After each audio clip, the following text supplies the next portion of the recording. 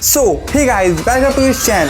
सो मैं हूं श्री शर्मा एंड आप देख रहे हैं फिलहाल एक ऐसा चैनल जहां पे हम लाते हैं कुछ ऐसी वीडियोस, कुछ ऐसे टॉपिक्स पर निकाल के एक्सक्लूसिवली जिनसे आपका आईक्यू लेवल एंड आपका सोशल नॉलेजेबल फैक्टर इंक्रीज होता है। तो कुछ ऐसी वीडियोस अगर आपको इंटरेस्टिंग लगते हैं एंड अगर आप चाहते हैं कि ऐसे वीडियोस आपको डेली टू डेली अपडेट दोस्तों मिलते हैं, सो आप इस चैनल को सब्सक्राइब भी कर सकते हैं। Let's start this video with this small introduction. बेहद सस्ती कीमतों पर खदानों से कोयला निकालने के ठेके निजी कंपनियों को दिए गए। इससे सरकारी खजाने को 1,83,000 करोड़ रुपए का अनुमानित नुकसान हुआ है। प्रॉब्लम कोल की कमी है, स्कैम नहीं है। स्कैम तो is a consequence of shortages of coal. Bharat के इतिहास का सबसे बड़ा स्कैम कहा यह है कि भारत के पूर्व प्रधानमंत्री मनमोहन सिंह को कोयला घोटाले में आरोपी बनाया जाना। A special court in Delhi has convicted all those accused in the Chhattisgarh coal scam. Scam is that everyone was engaged and there was total loot going around. No, it was not so. 12 मार्च 2012 इस दिन parliament में एक इतनी exclusive report submit की जाती है ना कि जिसके ताल्लुकात बड़े बड़े VIPs, governors, union minister, politicians, आपके बिजनेस टाइकून्स के साथ है, जिनके नाम आपको वर्ल्ड की टॉप बिग रिचेस्ट लीडर्स की लिस्ट में मिल जाएंगे, जैसे कि आपके रतन टाटा, मुकेश अंबानी, आदित्य बिरला एंड काफ़ी स्पिरिचुअल लीडर्स भी इस लिस्ट में शामिल हैं। इवन कुछ आपके प्रोमिनेंट इंडिविजुअल्स भी, जैसे कि आपके farmer PM mister Manmohan Singh. हाँ, वो सब तो हम समझ गए, लेकिन प्रस्तुत पंक्तियों के माध्यम से कवि यहाँ पर क्या कहना चाह रहे हैं। इस कहानी की शुरुआत होती है न्यू दिल्ली पीएम ऑफिस से, जब former PM mister Manmohan Singh ji कुर्सी पर एक 110 पेज की ऐसी ड्राफ्ट रिपोर्ट लाई जाती है by CAG, controller and auditor general of India, CAG Vinod Rai. इसमें मेंशन रहता है एक ऐसे डिसीजन के बारे में जिसके चलते कोल ब्लॉक्स, जिनकी एक्चुअल कॉस्ट तो काफ़ी हाई आती है, बट वही coal blocks private and public MNCs को काफ़ी सस्ते रेट्स में एलोकेट कर दिए गए। इसके चलते पूरी कोल इंडस्ट्री को एक काफ़ी बड़ा हर्जाना चुकाना पड़ा, जिसमें से 4.97 लाख करोड़ का मुनाफा कमाया है आपके प्राइवेट सेक्टर ने, एंड वहीं आपका 5.88 लाख करोड़ का फायदा लेके गई है आप पब्लिक कंपनीज। सो ये टर्म कोल ब्लॉक्स इस वीडियो में काफ़ी बार यूज़ होने वाली है, सो हम पहले इसी को अच्छी तरह समझ लेते हैं। सो कोल ब्लॉक अर्थ की एक ऐसी लेयर को, ऐसी जगह को, ऐसे एरिया को कहा जाता है जिसके नीचे कोल काफ़ी भारी मात्रा में प्रेजेंट हो।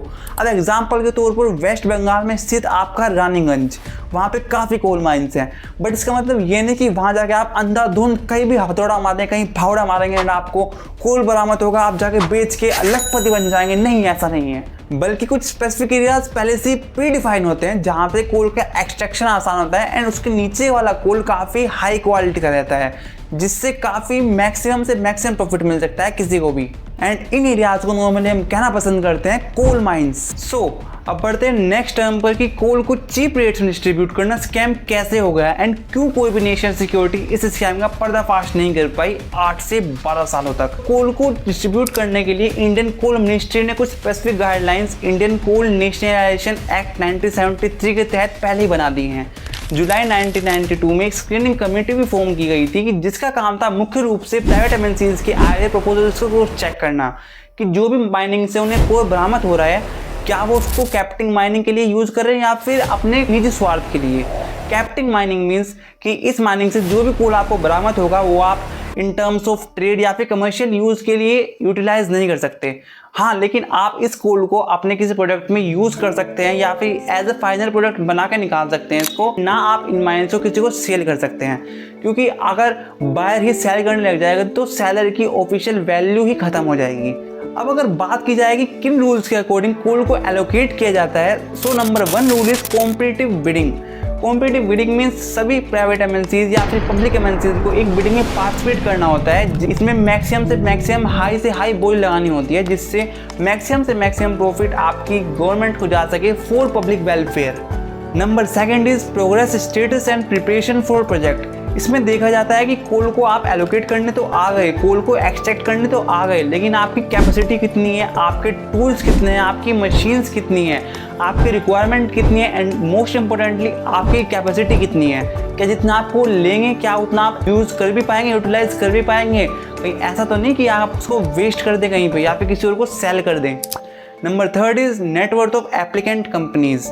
मीन्स जितनी भी कंपनीज में पार्टिसिपेट करती हैं उन सभी कंपनीज का कंप्लीट तरह से बायोडाटा निकाला जाता है, उनकी बैलेंस शीट, उनके एसेट्स, उनके लोन्स, उनके आज तक की सभी ट्रांजैक्शन, सब हिस्ट्री चेक की जाती है कि कहीं यहाँ पे कोई झोल तो नहीं है।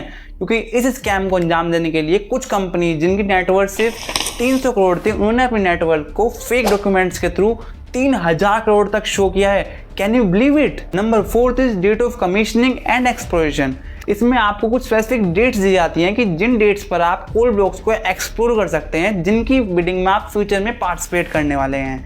एंड कुछ स्पेसिफिक टाइमिंग्स भी आपको देनी पड़ती हैं कि कितने एरिया को आप कितने टाइम में एक्सप्लोर कर लेंगे, कितने टाइम में अगर वो आपको दी जाए तो आप माइनिंग कंप्लीट कर लेंगे, कितने एरिया को आप कितने टाइम में माइन करेंगे। एंड माइनिंग के बाद जो कोल का आपको कार्बन वेस्ट मिलेगा, क्योंकि कोल के बाद जो वेस्ट मिलता है उसको कार्बन बोलते हैं, तो उस कार्बन का आप क्या करने वाले हैं, आप उसको यूटिलाइज करेंगे। एंड अगर आपको उसका यूज भी नहीं है तो देन आप उसका क्या करने वाले हैं, ये सब आपको स्पेसिफाई करके रखना होता है गवर्नमेंट के लिए एंड इन्वायरमेंट के लिए। Number 4 is draft of ₹10,000।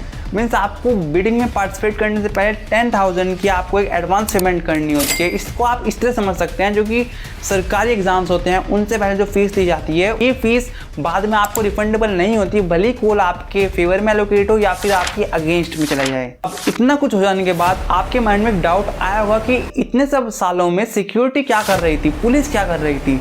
सो इस कहानी में पुलिस की उतनी रोल नहीं है, बल्कि सीबीआई की एक अहम भूमिका है, क्योंकि इसमें सीबीआई एक अगर रक्षक हैं तो भक्षक भी वही हैं। अब एग्जाम्पल के तौर पर 26 मई 2013 को CBI director Ranjit Sinha supreme court में एक एफिडेविट डालते हैं कि जो रिपोर्ट आपको दी गई है सीबीआई के द्वारा वो फेक है, बल्कि ये रिपोर्ट जो आपके पास आई है ना, ये पहले PM office and law minister के द्वारा क्रॉस चेक की गई है एंड 20% ऑफ द रिपोर्ट बदली जा चुकी है। एंड इसके ठीक 3 दिन बाद सीबीआई ये क्लेम कर लेती है कि हाँ ये एलिगेशन सही है, फाइल्स क्रॉस चेक की गई थी एंड फाइल कुछ मिसिंग भी है, क्योंकि हमारे टोटल बंडल में 156 फाइल्स थी एंड आते आते उनमें से 20 से 25 फाइल्स गायब की कर दी गई हैं। एंड जो फाइल्स गायब हुई हैं वो मेनली एसोसिएटेड थी मिस्टर मनमोहन सिंह के साथ, क्योंकि मनमोहन सिंह जी ने 29 मई 2012 को एक स्पीच में कहा था कि अगर इस स्कैम में मेरा 10% भी हाथ मिल गया ना, अगर मेरा नाम भी आ गया तो मैं अपनी पीएम की पदवी से रिजाइन कर दूंगा।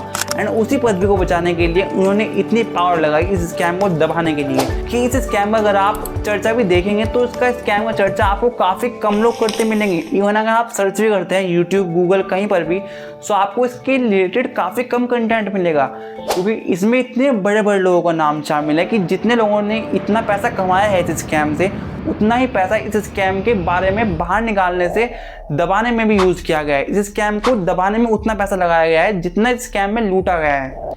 अब अगर हम बात करें कि प्राइवेट एमएनसीज में किसने सबसे ज़्यादा मुनाफा कमाया है इस स्कैम से, तो उसमें टॉप पे आते हैं रिलायंस इंडस्ट्री, क्योंकि रिलायंस इंडस्ट्री के फेवर में 3 मैसिव ब्लॉक एलोकेट किए गए थे उनके शासन एंड तिलैया प्रोजेक्ट के चलते, बट उन्होंने गवर्नमेंट से कोलैब किया एंड 9 ब्लॉक्स अलग से एलोकेट करा लिए। एंड जब ये केस बाहर निकला, सुप्रीम कोर्ट में गया, देन जब सुप्रीम कोर्ट ने ये सब एलोकेट हुए ब्लॉक्स जो कि इलीगल तरीके से एलोकेट किए गए थे उन सबको वापस लिया, सो रिलायंस इंडस्ट्री से सिर्फ 3 ब्लॉक वापस लिए गए, जबकि टोटल 9+3 होते हैं 12 एंड 9 ब्लॉक्स कहाँ गए वो कुछ को पता भी नहीं चला। बट देर आए दुरुस्त आए एंड एट लास्ट ये केस सुप्रीम कोर्ट में जाता है and prevention of coal and nationalization act 1973 के चलते 1993 से लेकर 2008 तक दिए गए 218 ब्लॉक्स में से 204 ब्लॉक्स वापस ले लिए जाते हैं। एंड जिनके भी केस में इनमें नाम आया, जितने बड़े बड़े या फिर छोटे छोटे लोगों का नाम आया जिनके खिलाफ पुख्ता सबूत मिल पाए ना, सिर्फ वही जेल के अंदर जा पाए एंड बाकी big sharks of this small pond आज भी बाहर खुले घूम रहे हैं। सो यहीं पे इस वीडियो को एंड करते हैं, क्योंकि वीडियो भी काफ़ी बड़ी हो गई है और रात भी काफ़ी हो गई है। रात के 12 बजे मैं इस वीडियो को शूट कर रहा हूँ। अगर आपको ये वीडियो पसंद आई, आपको कुछ भी इनसे इन्फॉर्मेटिव लगाओ, तो आप इस चैनल को लाइक एंड सब्सक्राइब कर सकते हैं। एंड हाँ,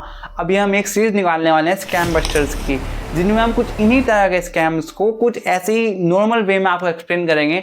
अगर आपको इस तरह की वीडियोस, इस तरह की स्टोरी टेलिंग आपको पसंद आती है, सो देन आप इस चैनल को सब्सक्राइब करके रख सकते हैं। तब के लिए टाटा, गुड बाय, मिलते हैं अगली बार। जय हिंद।